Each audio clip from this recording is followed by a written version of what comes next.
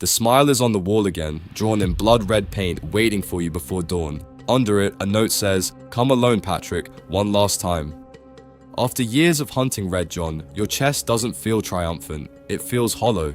Lisbon sees your face go still, and for the first time, she looks scared of what you might do. Because this isn't a clue, it's a goodbye. And the worst part is, you know he wants you exactly where you are, angry, alone, and desperate.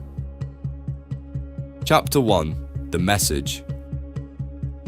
You force yourself to breathe, fold the note, and pretend your hands are not shaking. The room buzzes with agents, cameras, and questions, but all you hear is your wife laughing from a life that no longer exists. Every case, every trick, every fake smile has been dragging you toward this exact morning. You tell Lisbon you're fine, and she knows that means the opposite.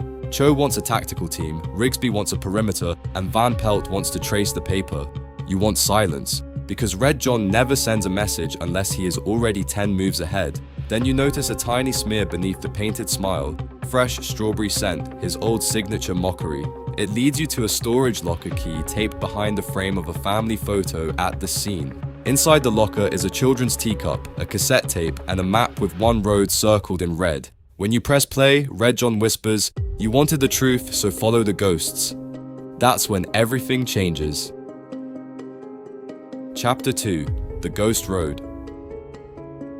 You drive alone even though Lisbon orders you not to. Rain needles the windshield, and every passing car feels like surveillance. The circled road leads to the old carnival where you once worked a crowd with nothing but charm and lies. Now the place is dead, rusted, and somehow waiting for you. You step past broken rides and faded prizes, remembering how easy it used to be to make strangers believe anything. Red John knows that place inside you, the performer, the fraud, the man who thought he could read evil and survive it. In the funhouse, you find the children's teacup placed on a dusty table beneath a single working light. Next to it is another message. You taught people to trust your smile. I taught them to fear mine. Your stomach turns because he is not just taunting you, he is describing your entire life in one sentence. Then a hidden speaker crackles and your daughter's laughter echoes through the hall. You know it's a recording, but your knees still almost give out. You chase the sound through warped mirrors, seeing your own face split into 100 broken versions. For a moment, you cannot tell whether you're hunting Red John or the man you became because of him. At the end of the maze, you find coordinates burned into a velvet stage curtain, but it gets worse. Chapter 3. The House. The coordinates point to your old family home, the place you have spent years carrying in your head like a wound. By the time you arrive, the sun is dropping and the house looks smaller than the grief it contains. Police lights bloom in the distance, but you cut away before backup can spot you. This was always going to end with you, not the law. Inside, every room is staged like a museum of your failure. The kitchen table is set for 3 people who will never sit there again. Your wedding photo is propped upright with a red smile painted across the glass. You finally stop pretending you're calm. You smash the frame, drop to your knees, and let the anger hit you all at once. Then you see it, a symbol carved under the table pointing toward the attic. In the attic, there is a projector already humming, aimed at the wall. The film begins with old security footage, then cuts to Red John standing in shadow, waiting. He says, "You have always wanted a final performance, Patrick, so here is your invitation." A train schedule appears on the wall with one location circled, an abandoned station outside the city. Beneath it, he adds, "Come without your mask." You think it's over. It isn't. Chapter 4. The Last Red Smile. Night swallows the road as you head for the abandoned station with a gun you do not want and rage you cannot put down. Lisbon keeps calling, and each vibration feels like the last piece of your conscience trying to hold on. You do not answer until she texts 4 words, "Don't become like him."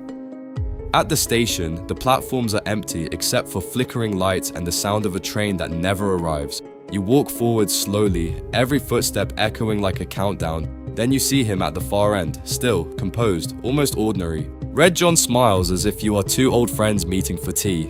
You expected a monster, but what hurts is how human he looks. He tells you that grief made you predictable and obsession made you useful. You tell him he took everything from you. He tells you that no, he simply revealed what was already inside you. The words hit harder than you expect because part of you has feared they might be true.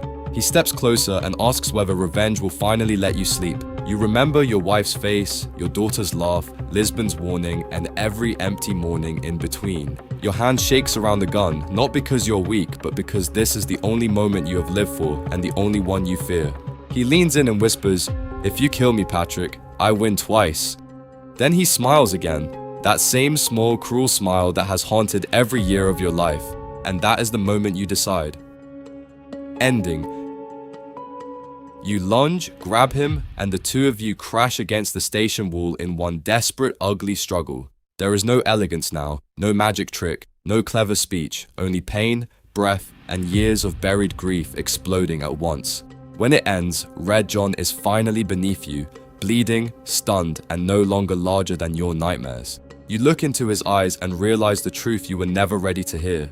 Killing him will not bring your family back, but letting him walk away would bury them all over again. So you choose not peace, not mercy, but the ending you can survive.